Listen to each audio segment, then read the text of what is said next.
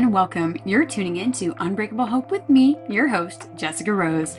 This podcast is all about seeking the light. In each episode, we chat with someone who has either overcome the darkness or who is actively spreading light within their own community. So let's jump into today's episode.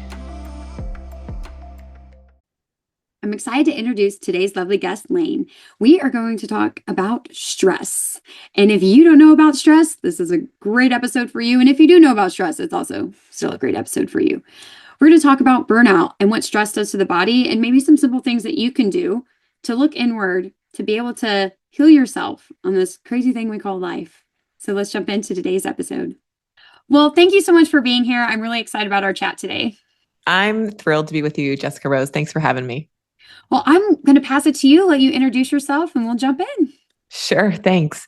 So I live in San Francisco, California, and I have a 16-year-old son, 2 Irish wolfhounds that keep me busy. I'm married, and none of that I thought was going to be a part of my life. I'll just start right there. So I'm living a life beyond my dreams, and sometimes I wake up and I'm like, this is my life, really?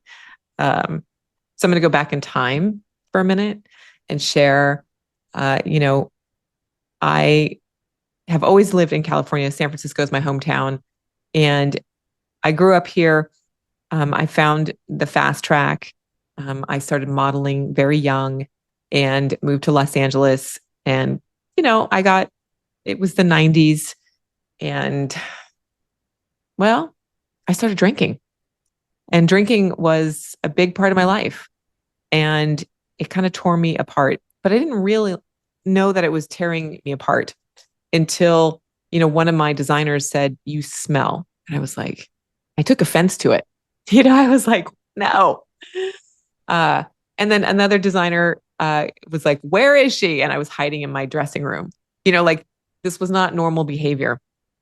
And so I actually found recovery from drugs and alcohol, and I started a life of sobriety. And I don't want to talk about sobriety, but that's really relevant because, again, I didn't picture my life like it is today. I just celebrated 29 years of continuous sobriety, and that's a long time to not numb out and to be present in your life, and to not have any mind-altering substance manage. We have lived through some really crazy times. Like 9/11. I was sober for 9/11, and just watching the towers and just having that happen and just being horrified. Moving to the other side of the world. All kinds of things I've done as a result of putting down alcohol, which has been pretty great. And again, having a child, the doctor told me that I would never, ever be able to conceive because I have an immune condition. And well, like I said, I have a 16-year-old now. So there is something definitely working in my life for me, through me. And I'm really grateful that I have that presence. And that wasn't something that I was looking for at all. So that's a little bit about me in my past. And, today in my life, 10 months ago, I found myself in the emergency room. Again, not my doing. Like, who wants to land in the ER? Who wants to have a CAT scan? Nobody. So, what had happened is that I tipped the scales on my body. I'd gotten myself down to 18% body fat. I was working out the gym every day, working at the computer online, teaching, just go, go, go, go, go. And I burnout. Like, I truly hit a place of burnout. And I have a very dear friend of mine tell me months in advance of this, Lane, your life is not sustainable. This is not happening. And I heard her, but I thought, I'm a mindfulness teacher. I'm a stress management teacher. this isn't going to happen to me. Like, I'm doing everything great. Like, I know what my genes are like. I eat organic food. I do like, I'm doing all the things. But meanwhile, this landed me in the ER, and I thought I was dying. Like, I literally thought I was dying. And over the past 10 months, I've had to put my life back together again, but under a different lens. And when I got when I got sober and into recovery, it was almost easy. My husband was like, how can you compare this to when you got sober? And I was like, getting sober compared to this, it's like apples and oranges. You know, when I was diagnosed with dysautonomia. And dysautonomia is a nervous system. Basically, your nervous system, your autonomic nervous system shuts down on you. And I was like, what does that even mean? And your autonomic nervous system runs your heart, the rhythm of your heart, the way that you breathe, the way you blink your eyes, if you twitch your face or your movement, your digestion, your sleep rhythms, like it's involved with everything. And I could not believe it. And it's taken me, I mean, like I'm into month 11 now, and I'm doing much better than most people would because of the tools, because of my history, because I studied the nervous system. But moving through this, I would not wish this upon anybody, not my worst enemy, because you don't want to call your family. Like I called my family and I said, I don't think I'm going to make it because I couldn't regulate my body. And the darkness was so dark, I couldn't leave my bed. And I didn't want to talk to anybody. I didn't want anybody touching me. And I couldn't understand why my heart was racing and then it would bottom out. Like there were so many things that occurred that were just unimaginable to me when I thought everything was fine, when I thought I was doing all the right things. But when you break, I mean, nobody expects they're going to break. We're humans. We think that we're invincible until we're not. And I think that has been just an eye-opening experience for me. And now I come to the table very differently. The way I teach my students is very differently. The way that I talk with my clients is very differently because it's just, life is so precious. You know that. Life is just so precious. And it's like, how can I show up even in these dark times, even in these moments of despair, and still be my best self? That is like where I want to live every day. And I can only say that I am able to do that with my faith, with really having a strong sense of faith. And that's the one thing that has, if I go back to my early recovery years, like I had to find something, some power, some source to keep me on the planet. And I think I had gotten away from that. And this was a little like, hey, pay attention to me. I'm still here. So now like I have such a strong faith, and I'm back in touch with that. Yeah. So that's me. That's a long story. I love it. How beautiful, just recognizing that you were at a place that you didn't want to be and learning to be present in the moment. And even this is something I think I hear a lot of, like, I did all the right things. Why did I still get sick? Or why did this happen? Yeah. Why did that happen? So I love that you're saying like you have your faith that grounds you, but recognizing, hey, there's something else going on and I need to address it. And I think it's very common for most people. I'm sure you run into this with clients that you're helping, that our nervous systems are frequently overwhelmed and overloaded. Yeah. But we don't listen to them that way. Or we just keep pushing through it. I know that's something like for me, myself, the past 6 years caring for my husband, it was definitely I knew many of times I was in complete and utter overload, but I just thought, okay, well, I just have to I have to push through. I have to push through. And we always joked that my husband would kill me for a heart attack. Oh. So it hasn't happened yet that we know of. But there are some times I'm like, I probably should have got that looked at. Uh-huh. Uh-huh. And so what are some of the things that maybe a beginner person that is realizing, hey, I might be experiencing some of these same feelings. I might be experiencing my nervous system overload. What are some of the practices that you do or that you offer your clients to say, hey, here's a good starting point, Yeah. kind of move forward? I'm going to back up even more because a lot of people don't recognize that they are even in a burnout stage Mhm. because we do push through, Yeah. right? So, and nervous system is, you know, it's very popular right now. Nervous system, this kind of nervous system reset. You go on Instagram or any kind of social platform, it's all nervous sets. But it's truly, if we back up and we're like, okay, let's look at burnout. What is burnout? And burnout has been escalating over the past 20 years, right? In the last 10 years, it just keeps going. And now with AI, it's even more, which you would think, wait a minute, shouldn't it be easier? But no, it's not. Because people who have a genetic propensity to drive, like to drive it home, to get more done, are more engaged with the AI. So they want to create more. They're getting that dopamine. They're getting that quench. They're getting that yumminess. And it's almost soothing, and it's a false soothing. And this is where we start to see burnout. And burnout is, clenching of the jaw, but you're not conscious of it, but your jaw hurts. Headaches, not sleeping. So this is one that I love. So I ask my students, how many of you, go to bed at night? And my first responders, this is a good one for my first responders. You go to bed at night and you've had a long day. I know you have. And then, you've got tomorrow you're on and you wake up in the morning and, humans are supposed to wake up and be like, yes, I'm excited for the day. How many of you get up like that? None. My first responders laugh at me, like they're like, no.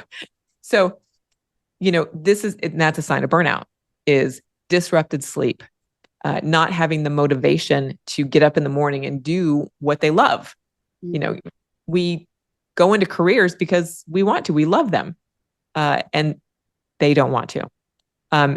The other thing that I see around burnout is avoidance. Now, this is kind of really ramping up. I don't want to, it's too much for me. I don't want to go out. I can't make that engagement. I'll say yes, but then I'm going to cancel. But we're not conscious of this. It just occurs, right?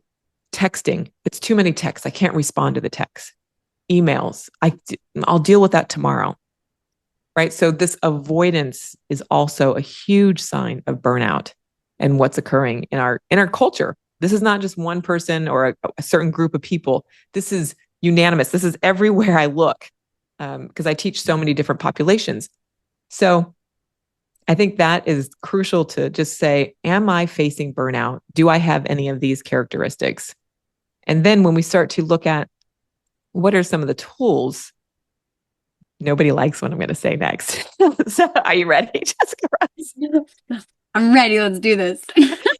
So I just say, take a vacation from your phone. Yeah, like, yes. Yeah, right. So in order to come into one of my classes, like I teach in person and I teach online. And I ask my students, I say, you have to leave your cell phone outside or you have to leave it at home before you come into this room. And they fight me. They just, it's like, oh my God, no.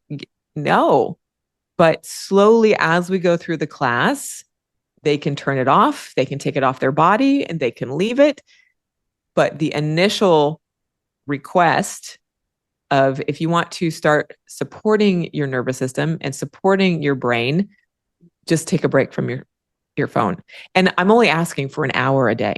Like that's it. Like, I'm not saying let's do 8 hours, which that would be, next level, but just an hour a day. So that's the one thing that I kind of start to, just invite people to consider turning their phone off during the day for an hour. and getting outside. We are inside our houses, inside our offices, inside our schools, uh, far too much. The human body needs to be outside. It is designed to be outside. It needs the sun on it, right? We need the elements. It resets the central nervous system. It resets the peripheral vision. It just everything occurs outside. So those are the two things that I just keep coming, like pounding, like just do these two things and you're going to start feeling better. I promise you. But there's resistance. There's such resistance. Yeah.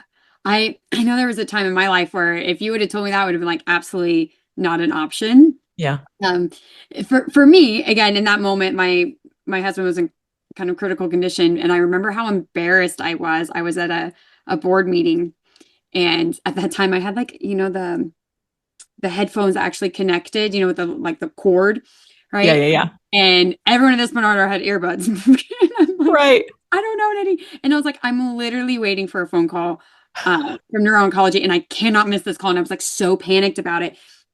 But it caused this sense of like I had to be attached to my phone all the time. Yeah. And, Yeah. there was I was competing in a pageant, and I remember we were doing rehearsal, and I thought, you know what? I'm going to set my phone down. I'm gonna Uh-huh. put my Uh-huh. earbud in. And then I got the call that I'd been waiting 3 days for. And then of course I'm like, I'm panicked and I'm crushed. But the thing was like I'd been living in a constant state of high stress and burnout for a long Yeah. time. And just like we were saying earlier, like pushing through, pushing through. So yeah, if Yeah. you would have told me, I would have been like, yeah, not an option, Right. but it's so much of a necessity. It's not so much like, is it an option? It's a necessity. Like we have to be able to have a way to take a break. Yeah. And even if it's outside, that was one thing that I found personally when I was really struggling at one point. I was like, you know what? Every hour, I'm going to set a timer.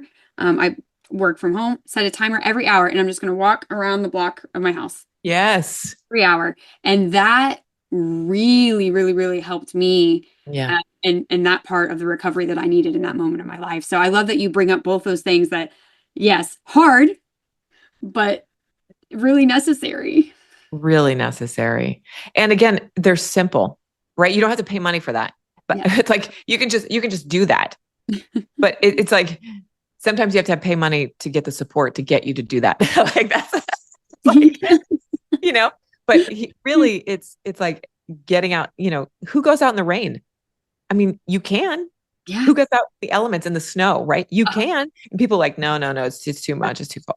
But my neighbor does. He does. yeah, No matter yeah, what the weather is, yeah, that is doing his walking. yeah, And he said it was from a health scare. yes, I think this man, like if I'm just guessing, based on yeah, a little bit I've learned about him over the years, I think he's in his 80s.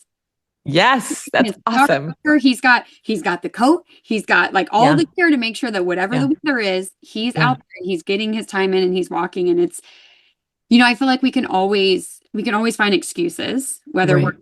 giving them to ourselves or we're giving them to other people. Yeah, But at the end of the day, it's up to us to actually take the action. yeah. Well, it's our well-being, Yeah. right? Mental, physical, spiritual, emotional, and you're in charge of that. At the end of the day, you're responsible for your own well-being. You're responsible for your longevity. So how do you want it to look when you're 70, 80, 90? Like, how do you want it to be? Yeah. Like, I know that I don't want to be suffering and I don't want my family to be suffering as I age. And so I also look at, this genetic lens of like, what is coming for me if I am not taking care of myself, if I'm not doing these simple practices, it's again, I'm responsible. Each and every one of us is responsible. Yeah, Yeah. 100%. And I love that you brought up too, it's not just about your well-being, but your family's well-being too. Yeah. It's something I was joking with my sister-in-law about a situation, and I said, well, I have to think, and I always joke, like, I'll be lucky if I make it till I'm 60. And I told her, I said, okay, so, in 25 years, I'll be 60 or less than 25. I don't know, math. 25 years, I'll be 60. I said, okay, so I need to make sure I do this, this, and that. Yeah. So my son, Yeah. this, and this. And she's like, what? Why are you thinking that way? And I was like, I don't want him to have to take on all of this. Like this is my life. I need to Yep. make sure that I have, my shit together to make sure Yeah. that he is taken care of and that he's not just having to like pick up all the pieces. So when you said that, I thought of that in like a few different ways. Like in my mindset, I'm like plans financially, structure, but Yeah. there's also the part like, your health. Like, do you want your family? What can you do to make your health better health so your family isn't having to take care of Right. or having to Right. find means or ways so that you're taken care of? Right. And I don't think, we don't live in a society where, well, we don't have the grandmas and the great grandmas and everybody taking care of everybody anymore, right? We're very isolated now. Whereas 50 years ago, it was more family oriented. It was like, you're going to go to grandma's house, or you're going to go to my sister's house and the cousin's house, and everybody's going to be there and everybody's going to take care of you. And oh my gosh, grandpa's in the hospital. So everybody goes to the hospital, right? Like we're so singular focused now. And that is not good for our mental health. So it's really assessing like how can we get back to value, and like I hate to say it, but like some kind of family values. How can we get back to what matters? Because these kind of singular myopic, like just working online, social media, it's not real. Like it's not good for us. It's not good for our souls. It's not good for our family. Like our whole longevity. Again, I just go back to the longevity and family and everything. Yeah. Yeah, makes it really hard. Hmm. That is one thing that the family dynamics have changed so drastically Yeah, that I've gotten to where like within my own family dynamics, I joke or say, we put so much value in blood in our DNA, but it ends up where I'm at in my life. It's like it's all these people that I'm choosing to be part of my family, that inner circle of friends. And yeah, the worries that I hear from my friends is, if this were to happen to me, who would I have take care of me? If this were to happen to me, who would I have take care of me? yeah. And I'm like, I'm here. I'm here. Like, Right, um, right. but that's like the exception. Uh, Yes, that uh, is the exception. it's changed. We've changed so much as a society. Yeah. But talking about like blood and DNA, is this through this journey, is this how you really got into the DNA aspect of stress management? So DNA. So when my son was born, uh, we live in the Bay Area. It's Techville. 23andMe was starting to like really kind of ramp up. There was another company that was opening up in the DNA market, and I invested in and thought, oh, this is going to be a good thing. So I started to learn about DNA, started to learn the language of DNA. And it took about 4 years because it's its own language. Let me just start there. Like it's a whole beast. But um, understanding the the biochemistry of the body or the pathways of the body, and then the certain SNPs or their single nucleotide polymorphisms, these genes that are operating in the body, has been super useful, not only to look at my son's life, but for clients, for my life. I'll give you an example. I work with clients and they come to me and they're like, well, my father, he had some dementia, do I have to worry about that? And so I can pull their report and I can say, you know what? You actually have detox pathways that are really helpful and robust. Um, that's not something that's going to be like a red flag for you, but these are the lifestyle changes that you should do now so that does not become an issue. So looking at the lens of DNA, I can look at emotions, behavior as well. So I've had people around, they have behaviors. I had an athlete who just couldn't stop working out, just like serious athlete, and so serious that his body was breaking down. Like his knees were giving out. His heart, he had to get a what's it called, a defibrillator, right? Yeah. And I said, you have to stop because your body you can't do this anymore. Like these genes, you need to recover. So he was working out 5 days a week, taking 2 days off. And those 2 days off were little runs. So really, he was working out 7 days a week. Okay. So we did a report, and I'd made a plan where he was now working out 3 days a week and resting, like literally resting 3 days and stretching every day. So he was still actively moving, but with the stretching, so that kind of helped his brain, like, because he wanted to be physical, right? But what happened is that his stats started to change. His heart blood pressure started to change. His energy, his mood, everything started to change. It kind of, his body came into homeostasis, right? Because before he was just pushing and pushing and just adding stress to the body. And so when you're in that state of stress, those genes start to turn on, which then we see symptoms with the achy joints and the heart situation. I was like, you're going to give yourself a heart attack. Like, you have to stop. So we came up with a plan. He likes the plan. He's still competing. That was a great success story. But through the lens of DNA, I can see so much information to support somebody in their well-being and their longevity, for sure. Yeah. I love that. And I know, I feel like I'm going to say this and then later I'm going to be like, because I know I didn't dive into it. I know there's like some stuff in the news about 23andMe, but I remember specifically like this little bit of my experience in the moment. I really liked it because as a researcher, I love that they were like, oh, we're researching additional things. And I remember in 2020, they were like, hey, will you answer this survey? And it was like, 20 plus questions or something. Yeah. And it was cool to see what they could learn about Yeah. the difference that your DNA made in different things, like your response to COVID and stuff.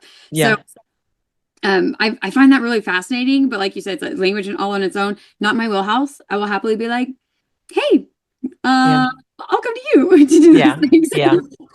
So that's really cool to include that because I think it is a vital part of who we are and how our bodies operate and our system speaks to itself. Like that's really interesting because I've never met or heard of anyone before using DNA as a way to help heal the body. Oh yeah. Be aware of how your body operates. I have tons of stories. I have another story, stage 4 breast cancer.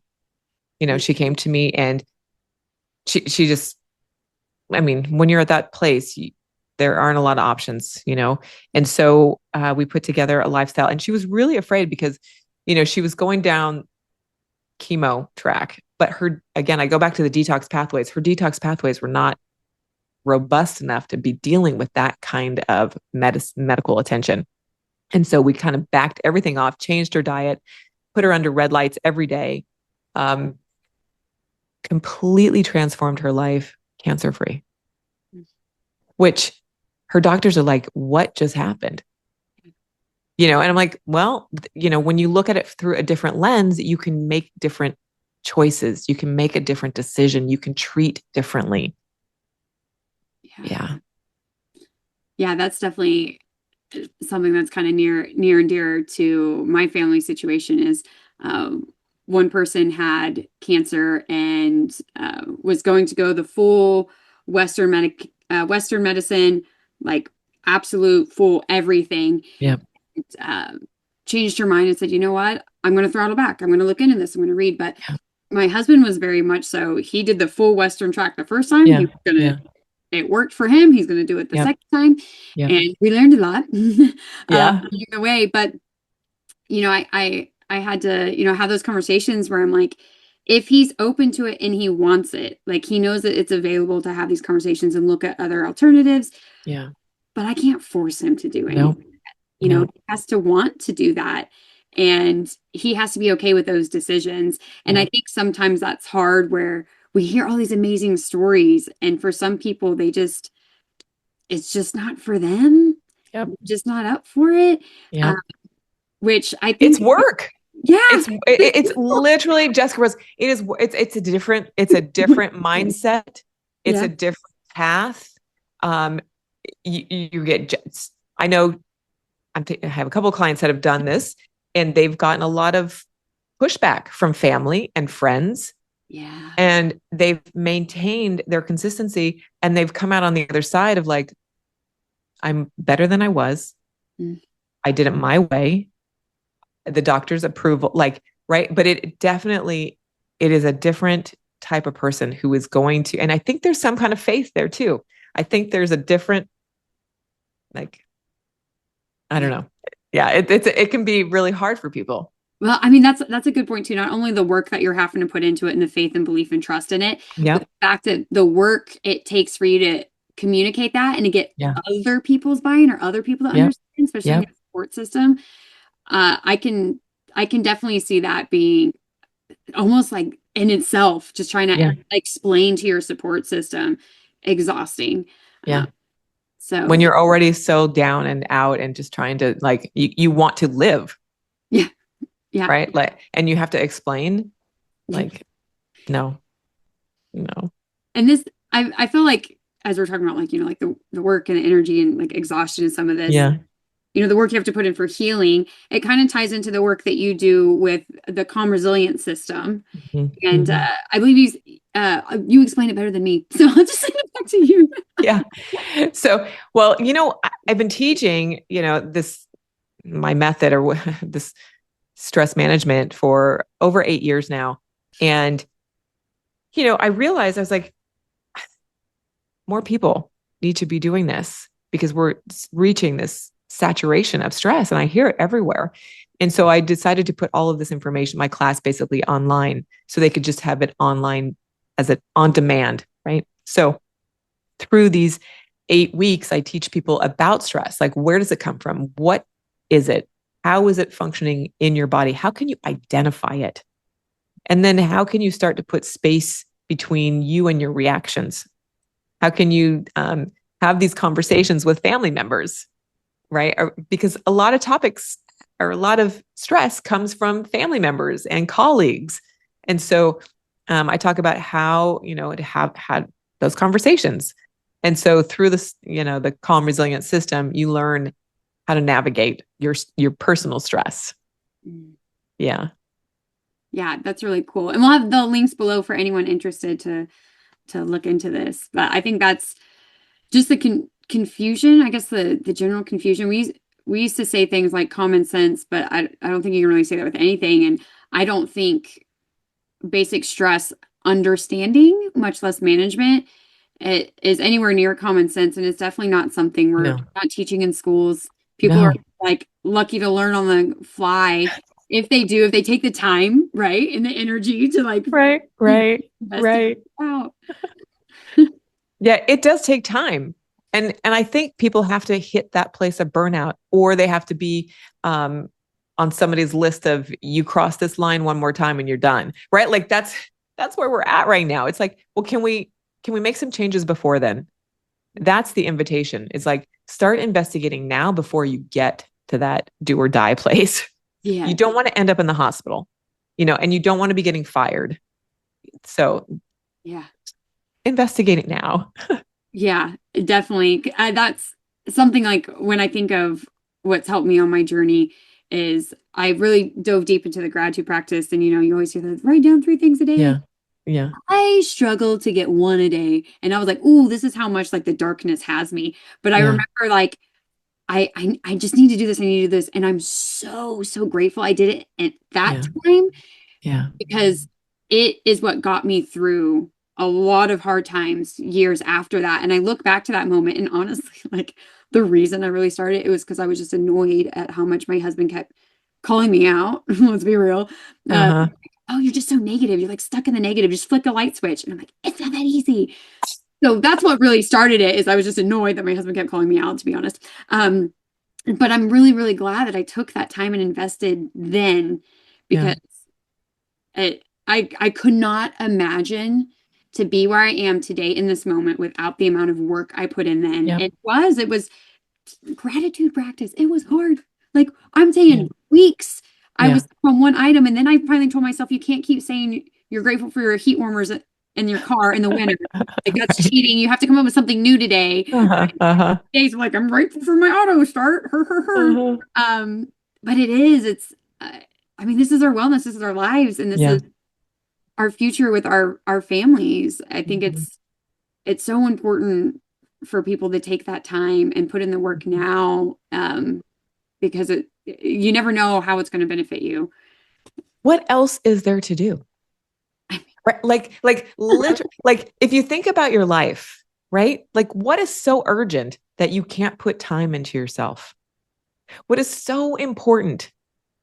Like, I don't know. I mean, yeah, you have kids. Yeah, they have to go to school, or, you have a job and you have to work for 6 or 8 hours, but you still have a lot of hours in the day, right? What is half hour, 30 minutes, or 15 minutes for a gratitude journal prompt? It's really, we've just so disconnected from kind of our value system. And people might push back on me and say, I haven't pushed back on my values. Then I would say, well, then, how are you doing in your life?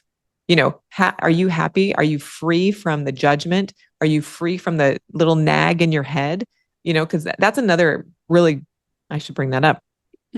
The self-talk. Burnout creates a really negative self loop or self-talk, or the shoulda, woulda, coulda's.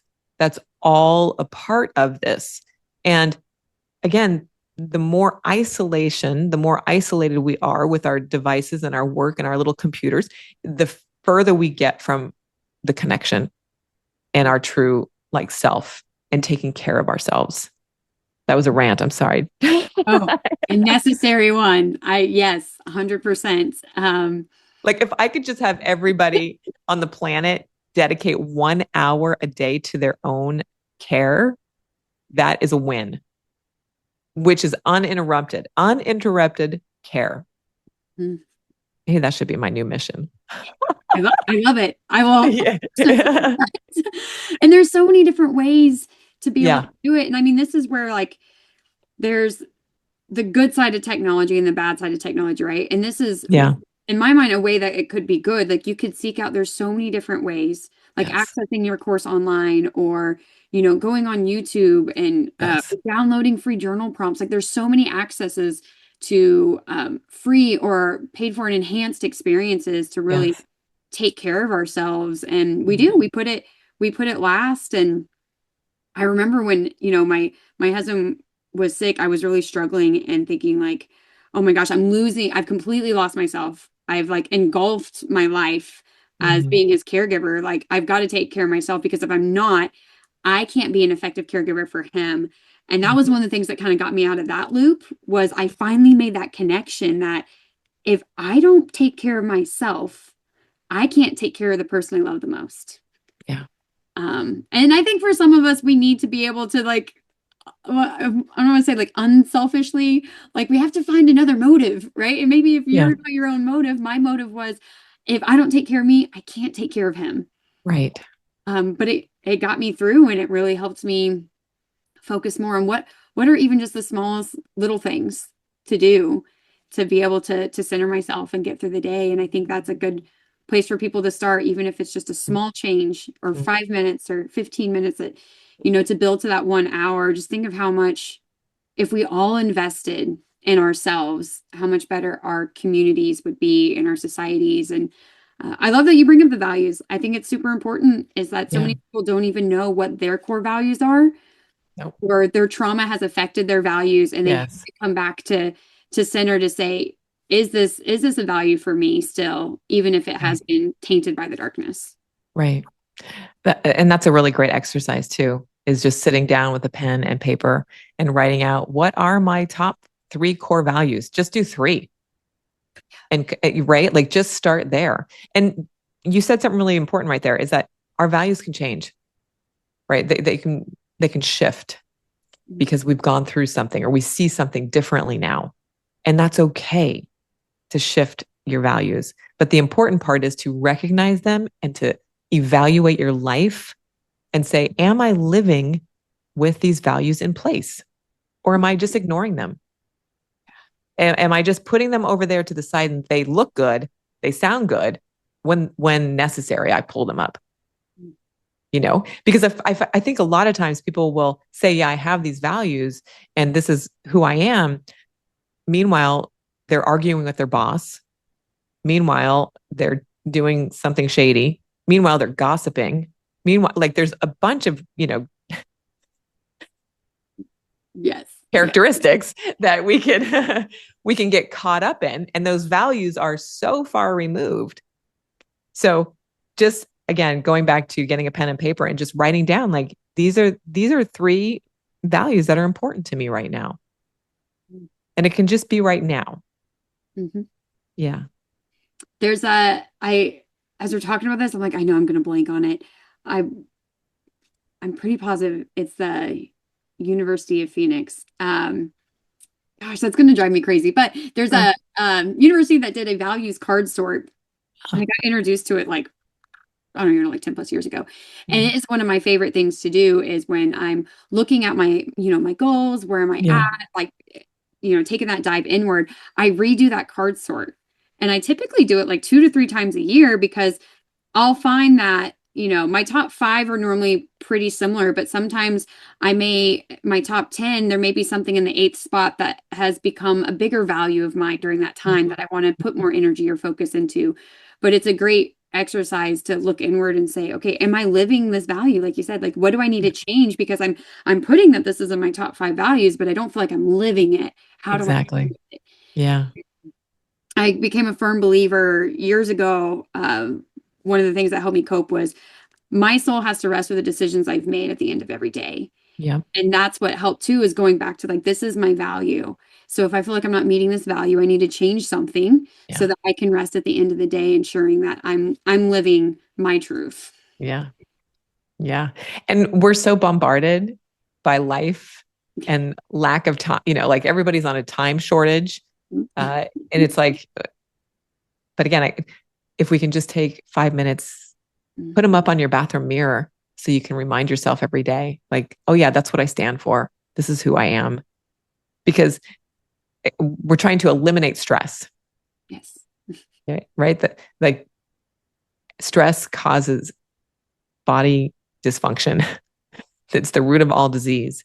So if we can look at our values, if we can be calm every day, we're going to start chipping away that stress block that we're not even in touch with it because we've normalized it.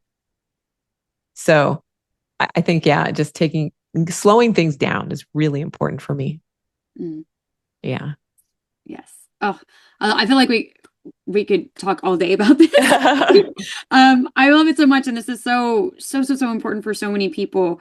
I definitely want to make sure that if give you an opportunity, if there's something we missed or some final thoughts that you have for our listeners, because I think this is such a powerful conversation. I don't want to leave anything on the table. Yeah. We have covered a lot of ground today. And one other thing that I do share is that I do have the on-demand class, the Calm Resilient System, but I also teach live. If anybody wants to connect with me and do an online session, I have a master class that you can check out and see if that's a right fit for you. It's really fun.